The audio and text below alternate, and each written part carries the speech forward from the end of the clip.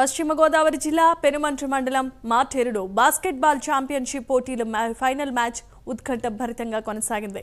ఈ మ్యాచ్కు ముఖ్య అతిథిగా మంత్రి నిమ్మల రామనాయుడు హాజరయ్యారు. క్రీడాకారులను ప్రోత్సహించే విధంగా కూటమి ప్రభుత్వం చర్యలు తీసుకుంటుందని మంత్రి తెలియజేశారు. ప్రతిభ కలిగిన క్రీడాకారులను ప్రోత్సహించాలన్న ఉద్దేశంతో ఈ గేమ్స్ ను నిర్వహించామని అన్నారు.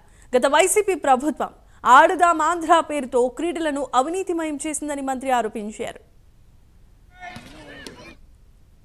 మన మార్టేర్లో అత్యంత ప్రతిష్టాత్మకమైనటువంటి ఆంధ్రప్రదేశ్ రాష్ట్ర ఇంటర్ డిస్ట్రిక్ట్ సీనియర్ బాస్కెట్బాల్ టోర్నమెంట్ను ఏర్పాటు చేసినటువంటి పీతాని సత్యనారాయణ గారికి ముందుగా హృదయపూర్వకమైనటువంటి అభినందనలు, ధన్యవాదాలు తెలియజేసుకుంటూ ఉన్నా.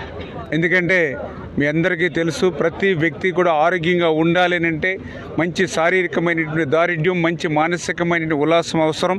అటువంటి శారీరకమైన దారిద్ర్యం, మానసిక ఉల్లాసం ఈవేళ ప్రపంచంలో కలిగేది ఒక్క క్రీడలకు మాత్రమే.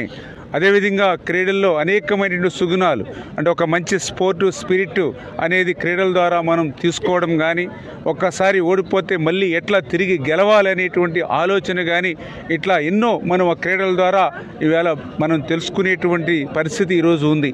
అదేవిధంగా ఇటువంటి క్రీడల్ని ప్రోత్సహించాలనే ఉద్దేశంతో మరి గౌరవ ముఖ్యమంత్రి నారా చంద్రబాబు నాయుడు గారు ఈ రోజనే కాదు, గతంలో ఉమ్మడి ఆంధ్రప్రదేశ్ రాష్ట్రానికి ముఖ్యమంత్రిగా ఉన్నప్పుడే ఈ క్రీడలకు ఆయన పెద్దపీట వేస్తూ, ఆ రోజు మీ అందరికీ తెలుసు, ఏదైతే ప్రతిష్టాత్మకమైనటువంటి ఏషియన్ గేమ్స్ని సైతం ఉమ్మడి ఆంధ్రప్రదేశ్ రాష్ట్రంలో హైదరాబాదులో ఆ రోజు నిర్వహించారని అంటే చంద్రబాబు నాయుడు గారు క్రీడలకు ఇచ్చేటువంటి ప్రాధాన్యత ఏంటనేది మనందరికీ అర్థమవుతుంది.